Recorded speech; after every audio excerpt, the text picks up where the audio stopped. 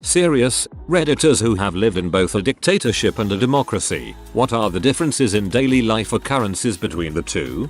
I grew up in a dictatorship. Religion was illegal. The dictator was a god.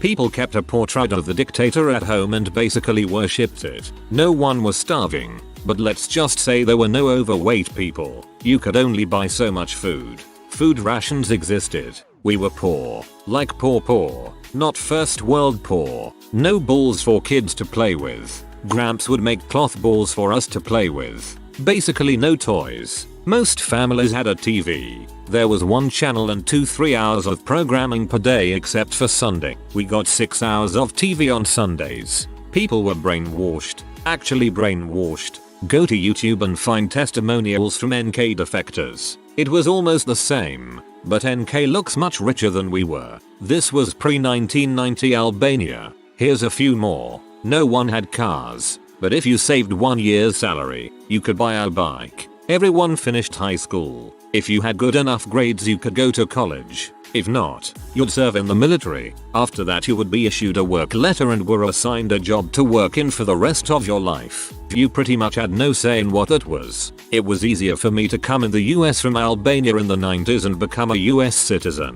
than it was for my father to get permission to move from his village to the city, which was 3 kilometers away. He did that by serving 10 years in the military. Crime was non-existent. Everyone lived in apartments. You were assigned one based on where you worked. You never owned it, you rented. Everyone's apartments were the same. They were furnished the same. Because there was only one set of tables, sofas etc available. Even then you couldn't just buy them if you had the money. You needed to apply for permission to buy. Same goes for stoves, TVs and refrigerators. It was very difficult to get this permission.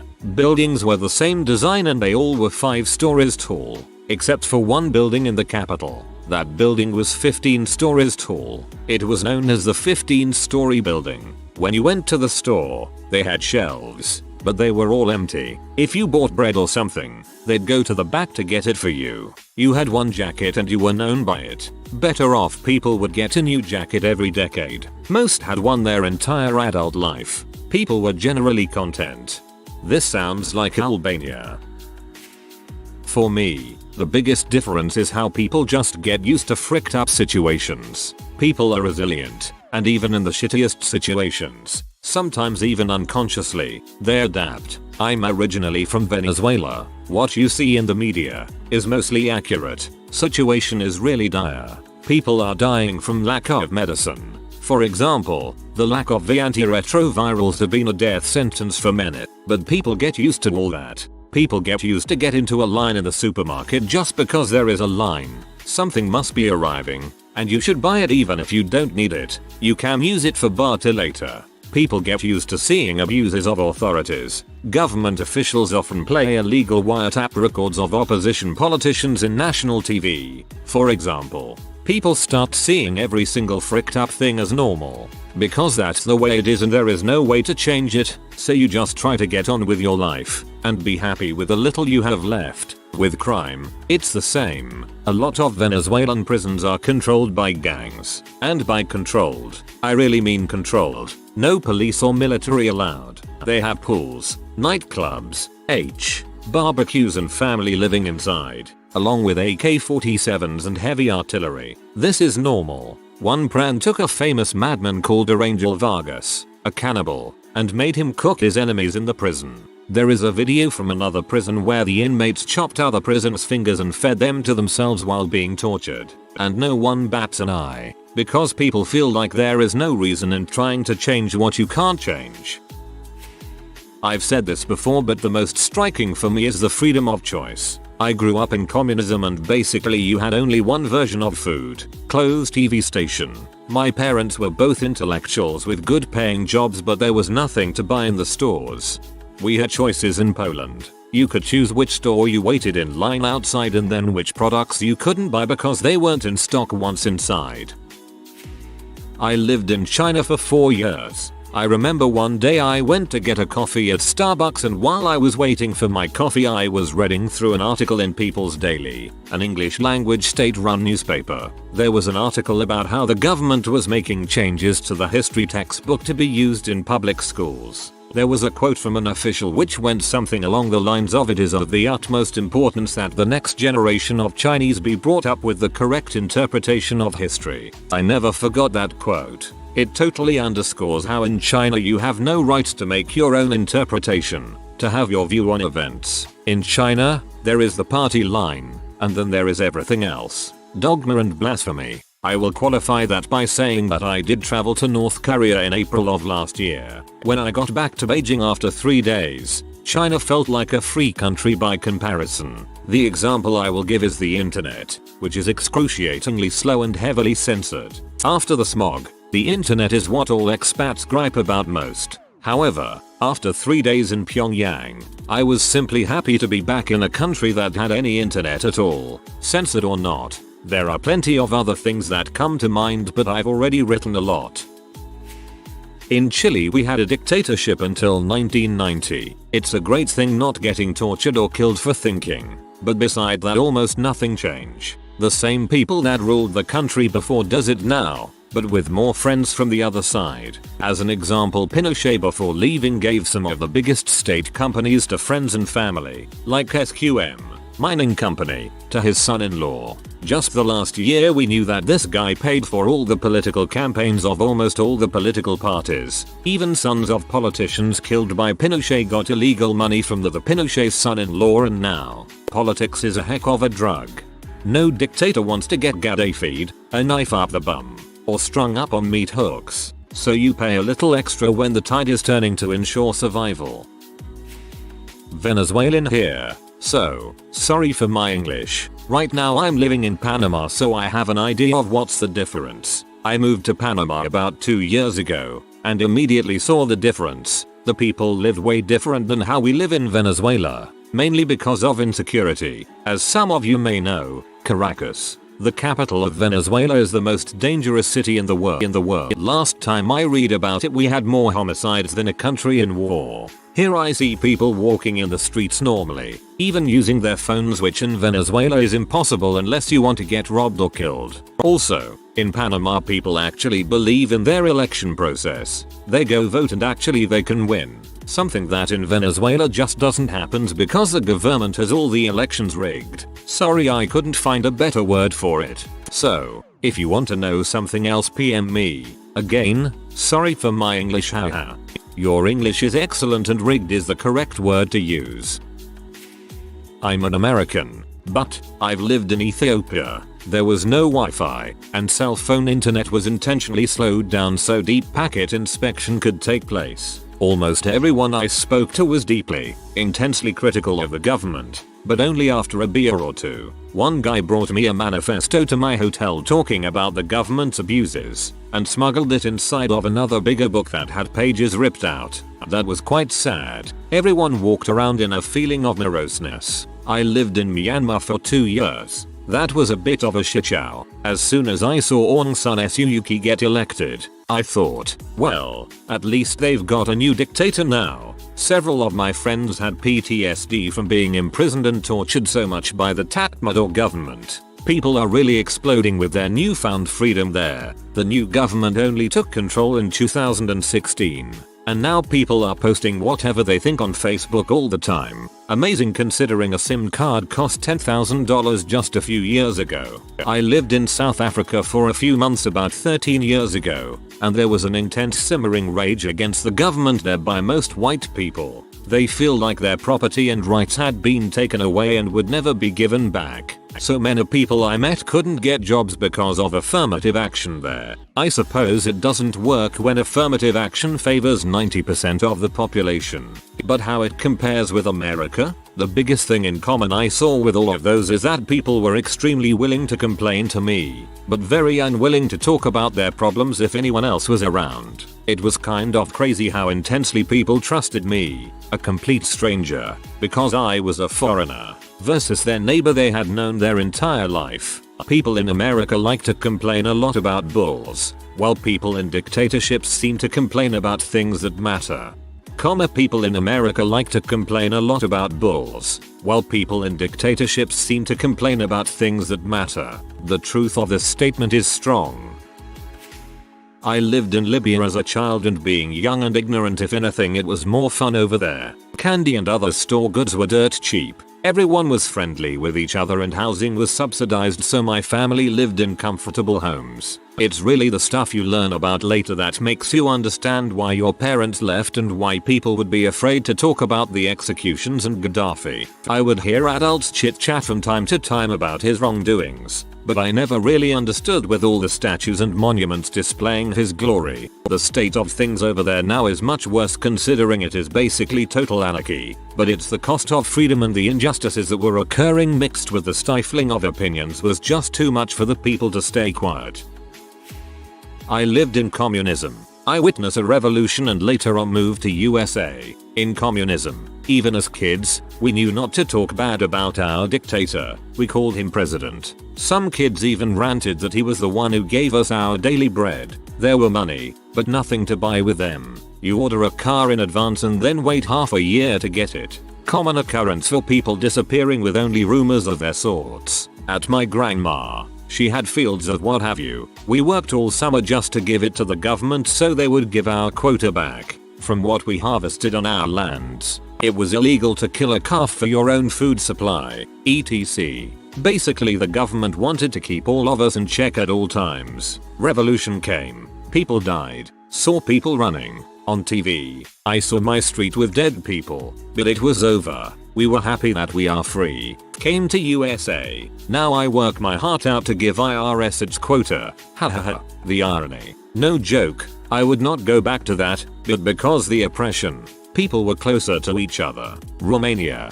When I was in 6th grade here in US, I rode the bus, and I remember there were 2 kids from Romania that also rode the bus on the same route. They were really nice and I remember joking with them. There was this joke where you ask someone, is it Idaho or Idaho? Idaho. And I asked the boy and he said, no, Idaho. LOL. Never saw them after 6th grade ended and I stopped taking the bus. I lived in Egypt during the Mubarak era, and to be honest, I personally did not feel much of a difference. Yes, corruption was a bit more in your face, but other than that, life went on. To be fair, I have to announce that my family was pro-government and so would never face the same issues as members of the Muslim Brotherhood, for example. But people openly attacked the government, and as long as it did not erupt into protests, then usually the government left you alone. I'm not here to excuse the autocratic government, and my personal experience is not the same as other Egyptians. It varied wildly in where you live. My city of Heliopolis was generally secular and religiously mixed, and so more pro-government, not to mention we only lived a couple blocks away from the presidential palace. Anyway, growing up in Egypt, I did not feel like I grew up under an oppressive regime, but it did become evident during the revolution after the government was actually threatened. Sorry for the vagueness, it's hard to know where to start, but I'd be happy to answer specific questions. By the way, I spend half my time in the US and the other half in San Francisco. After being enlightened and educated in a very liberal college, UCSC, I do now understand that I cannot be as open with my thoughts back home, but when it comes to Middle Eastern dictatorships, it's nowhere near Syria or even Gulf monarchies. Honestly, I fear the more religious elements of our society more than my government. Left communist Vietnam at an early age. My dad's career was restricted. He was an equivalent of OMD but couldn't practice fully since our family was considered treasonous because my grandpa was chief of police for a local province working with the US military. We were forced to leave or we'd starve to death. My dad could not work here in the US as a doctor due to his degrees not being accepted here. Had to start from scratch doing blue collar jobs. In the end, I ended up working for 2 out of the top 4 Silicon Valley tech companies. Both my siblings got full rides to good universities here. So TLDR, everything was stripped from us over there, and my parents worked hard so their children could actually make the rags to riches dream come true. The opportunity is here in America, so that if you tried hard, things could happen. Over there, trying harder means nothing since the distribution of wealth is dictated by the government. Over there, trying harder means nothing since the distribution of wealth is dictated by the government. Vietnamese here. This statement is no longer correct. Also, about your statement below, cell infrastructure is now a lot better, but transportation is still crap though. The atmosphere was different. I was in that country during a time of political tension and the atmosphere was filled with fear. Honestly, not that much different for day-to-day things, but they really show when you get back to a free country. I had it in my head for months that I couldn't use certain websites without a proxy or watch TV, because it was all CCTV XX, and who the heck actually watches one of like 7,527 CCTV channels in China. Also, the police in dictatorships are usually very corrupt, with far too much too little power. In Vietnam, for example, our passports got confiscated for being foreigners for the whole trip, while in China you had to pay your local cops if they caught you having a satellite dish for the wrong reason or wearing the wrong clothes sometimes. But really, they don't care unless some political officer is on the best with them, like Soviet soldiers and NKVD commissars. Really, it isn't that bad. Apart from the little inconveniences, shortages, and lack of freedom, it isn't the end of the world. Unless you're in a national political camp for selling stuff to your neighbor in Yunnan, then well, unfortunate.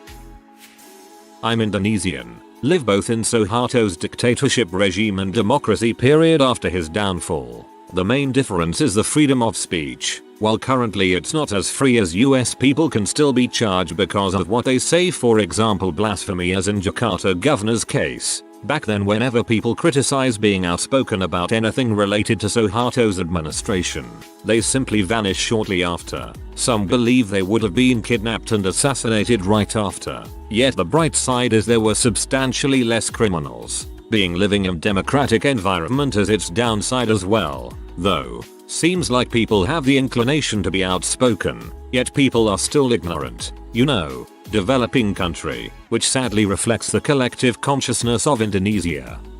Being living in a democratic environment has its downside as well, though. Seems like people have the inclination to be outspoken, yet people are still ignorant. You know, developing country, which sadly reflects the collective consciousness of Indonesia. Take it from a US citizen.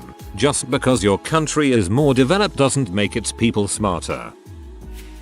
There aren't any new comments here, so I shall chime in. I used to live in Belarus as a child. If you consider Lukashenko a dictator, the streets are clean, buildings are well maintained, and there aren't too many potholes in the roads as far as I can remember. It's better than some of our neighbors. Ukraine. After moving to the UK, I believe that life in the West is better. There is more freedom of expression, and if you criticize the government you won't be jailed. I would rather live in the UK, to be honest. I am American and have lived under a few dictatorships, which I am using to refer to authoritarian, non-democratic regimes, including in the UAE, Vietnam, and Cambodia. Turkey as well, but that was a bit before the most recent coup. Overall, as an expat, it has pretty little impact on my day-to-day life. Things that involve dealing with the government, visas, permits, etc., can become a bit of a hard $sign leg. Generally, there are photos of the leaders in every house office, and the locals are usually rather unwilling to discuss politics in public. That's about it on the day-to-day. The differences in how business is done are worlds apart, though. I was born in Canada, but my dad lived in Poland until 1987. He was born in 1963, so the Soviet rule of Poland was in full swing. His family lived in a really rural village. The last time I went there I was 7, so I don't remember much, but it's isolated.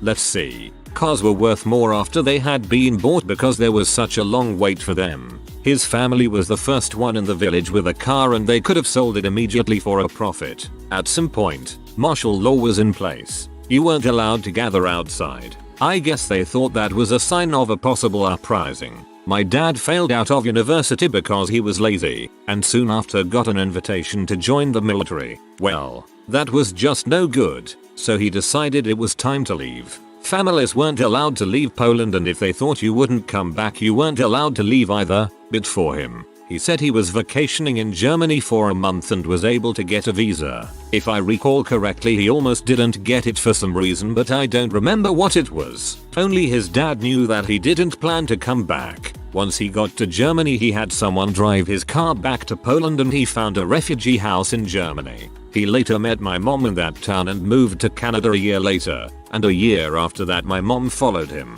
Oh, he also doesn't believe in mental illness. Just, you're either normal or completely crazy and irredeemable. In Poland there was apparently no help for that kind of thing. Well, obviously, I suppose it was quite stigmatized. It has been a challenge for them to understand that I have an actual, real anxiety disorder. My mom is from Germany, so she's more tolerant. Ooh, forgot to add this, but he is real suspicious of the government. He had this big thing about not giving them our real address, only our mailing address. And when I got my first job and gave them my home address and the tax documents came back, my dad flipped. Also quite conservative, which I've found is not uncommon after you go through something like communism. There's other things I've forgotten and may have gotten wrong, but I haven't talked to him about this in a while. I have a similar story. My mother, from Russia, absolutely refuses to believe that depression is a real thing. And when I told her I started seeing a therapist, she started almost scolding me because I shouldn't tell strangers my issues. The truth is, you will get used to everything not fair after a long disappointed and helpless struggle and living for nothing, or try your best to away your homeland. Panamanian here. Lived as a kid during the last 10 years of the Noriega dictatorship and the last 27 years of freedom. Here, I think the biggest difference is safety. Back in the day, crime was not as rampant as it is today, mostly cause if the cops got you, they would make you disappear. Nowadays thugs the one that robs you in the street, and the ones that rob you while in charge of the country do as they please. A huge influx of refugees from Colombia, Venezuela and other countries is wreaking havoc as well. During the 80s, there was a sense of unity in the whole community. Look at videos and pictures of the Cruzada Civilista back then, and see everyone working for a better tomorrow. And compare that to today, where it's become a me first, me second and me third thing. Lived in China until I was 9, then we moved to the US. Been back a couple of times, but the contrast is still very real even after the rapid westernization and opening up of mainland China in the past decade. Internet is censored to all heck and back. You straight up just cannot look up the Tiananmen massacre without a VPN in mainland China. All your search results will just bring you to the actual square itself. Any and all information linked to the protest, to the tanks, to the students killed have disappeared in the digital space associated with mainland China. It's freaking scary if you think about it. They just straight up denied a piece of history have ever happened when everybody else knows that is not the case. Holocaust denial on a national level. In the West, people make a career out of poking fun of politicians, Colbert, Oliver etc. But try pulling the same shtick in China, you'll find yourself waking up to a jail cell. Political dissent and contrarians are non-existent. Mainland is tightening their grip on Macau and HK2 in this aspect. Many anti-mainland authors and media outlets have mysteriously disappeared in what's supposed to be still independent and autonomous districts. Colonialism was the best thing that had ever happened to Macau and HK, and now everything's gone to crap after Portugal and Britain returned them. Born in South Korea under a dictatorship and too young to remember. Now in a first world democracy, same country. Parents told me businesses used to fear the government and now it's the other way around. In the old days, it was like your own government and next door enemy North Korea were the scariest things. Now, not having a job is the scariest thing, and well, jobs keep disappearing. I visited the Soviet Union in 1971. Attempted 4-H summer exchange, one of the minor results of temporarily thawed Canada-Soviet relations induced by Prime Minister Trudeau's third option foreign policy. Same last name as Mick Jagger's son, current Prime Minister. Stayed at a collective farm, the type that starts with K. Can't remember my Russian. K. Supposedly the type of collective less government run. Workers supposed to get paid for production, but they really didn't. Other kind of Soviet collective. Starts with S. Was more directly govt run. No pretense of sharing profit. 5 or 10 years before my visit, Khrushchev started erasing the differences between the collective types. 5 times as many workers as needed, no mechanization, but still overstaffed, by unmotivated, overly supervised, compartmentalized people. The collective sold everything to the government at fixed, very low prices. The government sold farm products in towns, cities at inflated prices, huge income to govt, They needed a pass from their group overseer to go to town or leave for 8 hours. Each worker would not do the slightest thing outside his assigned specialty. Guy that fed animals hay, wouldn't give animals water, wouldn't report any obvious problem outside his specialty. Nobody cared about production, except the overly numerous bosses, and they didn't care about anything outside their specialty. 2-word summation: continual lethargy. In Canada, where you are rewarded for how hard you work to fatten your calf, that creates an entirely different world. Coal holes and soft cores, you're welcome.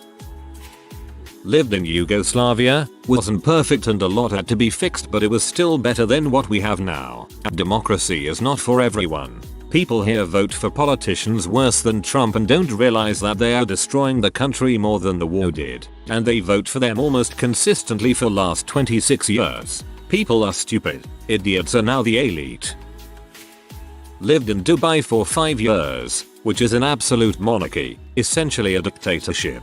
Basically, nothing ever goes wrong. No murders, no crime. You remember when the torch burnt up? Twice, may I add. No one was harmed. Dubai in the UAE is perfect and saying otherwise is prohibited. Also, slavery.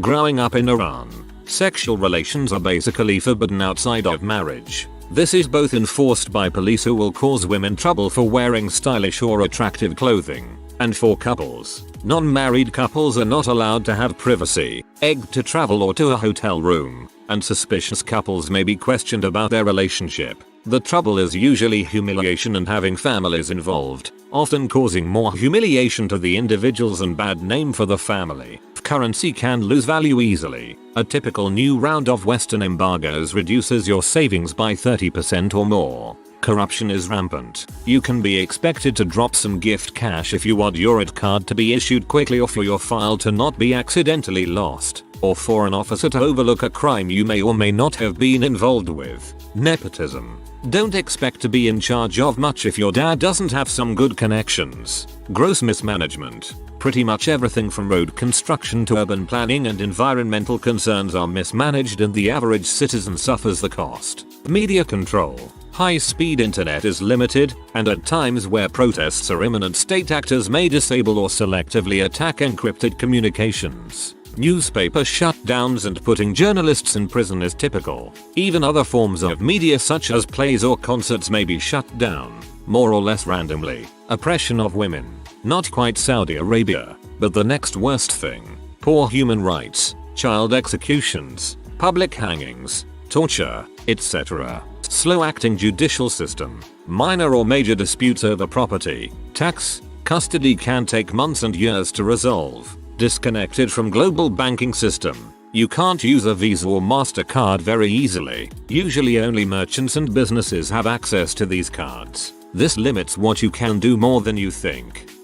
Even free services may require a CC on file. Forced religion. State-sponsored TV may go sad during months of public mourning, or eating in public during Ramadan can get you a fine or a public whipping. Disenfranchised middle class striving to hold on to their status, by working multiple shifts or jobs, often leads to everyone being super tense and antagonistic towards their fellow citizen. An Iranian may be hospitable to a foreign tourist and even allow them to stay with them for free, or become their unpaid tour guide, but this is the opposite of how they'll behave towards Iranians, and may prefer to rip them off over taxi fare. I could go on, but this is already long. I lived in Yugoslavia as a kid. It was communism at the time. My family were working in a factory. We had a good life overall. Their work would pay for the whole family the summer trips to the sea, and in the winter to go skiing. With Yugoslavian passport you were allowed to go anywhere in the world, but nobody barely did because of free education and free health care. Crime was unheard of, because government would make them simply disappear. Life was dull, as some mentioned here. People were bored. It's like having a big brother watching you all the time. People from Eastern Europe really miss Yugoslavia now, and realize that the democracy and freedom is not what it said in the pamphlet. There's really rich and really poor now. I lived in Yugoslavia as a kid too. When reading all these other posts here about horrible dictatorships, I wonder if Yugoslavia was the only positive example of socialism communism in the history of mankind. In dictatorships there are some things you can't not criticize or question publicly. For example, in Morocco you don't criticize Islam or the king and you don't question its territorial sovereignty. In China you don't criticize the government or imply that Taiwan is not part of China. The amount of personal freedom often depends on how developed the country is and not the political situation. For example, in China one could be smoking and drinking beer in a taxi without a seatbelt and yelling at the taxi driver to go faster. Or one could be drinking on the street and ask a police officer for directions to a fake market. These are similar to things one could do in a developing democracy but not in a developed country. I lived in Uzbekistan till I was 7 and now live in the United States. I'm 16 RN. I still visit every year or so and every time it's a mind shock to how different the two places are. Recently the first president, Islam Karimov, died having been in office since independence, 1991. The people didn't even know he was dead until 3 days after. It's just like any other country with no middle class and butthole government. You can just give a cop 50,000 soms. 6,000 equals $1 at black market rate. But it bounces like every day so I have no clue. And he'll let you go. Like the cops just pull you over for no reason expecting a bribe because the government doesn't pay them enough. Like if you say the word revolution around a policeman you could easily go to jail for 10 years. The only reason me and my family visit is because every relative we have lives there. The only thing keeping the country together is the people and culture, as no one wants a war but something needs to happen. Oh, and the new president is just a puppet from Putin. Like he can barely speak in the native language and talks in Russian a lot. Some people even think Karimov was assassinated as he wasn't allying with Russia. It's really interesting as I feel like no one has a clue of the crap Russia does in Central Asia. The second language isn't even English. It's Russian, and if you want to get anywhere in the government or decent paid jobs which don't really exist you need Russian. And holy crap are cops buttholes. In December of 2016 me and my mom went to visit. She brought her jewelry, gold necklace, ring, etc. When we were leaving they told us we could only take 30 grams of gold. My mom had more, so she had to call my cousin to come get it. He already drove us to the airport and had just gotten home at 4 in the morning. I was waiting outside the gates for a good hour without Wi-Fi in an international airport for my mom to exit and give my cousin the gold accessories. My phone didn't have a SIM card so I asked if I could call my mother from a security guard and he said there was no phone. As go back to sit down I see a phone on his desk as he calls someone. I was freaking pee. Anyways, it's a country with the only good thing being the food. Sorry for my crap sentences. I wrote this during American Lit. Crap is boring. Visiting China and having my ex live there alone I felt there was less chance of violent crime. I gathered that the justice was quick and harsh and therefore getting assaulted was less common. I'd heard that pickpocketing was bad but I didn't experience anything like that. I felt safe. If you are new to the channel, you can subscribe. I publish new videos every day. Until then, check another video.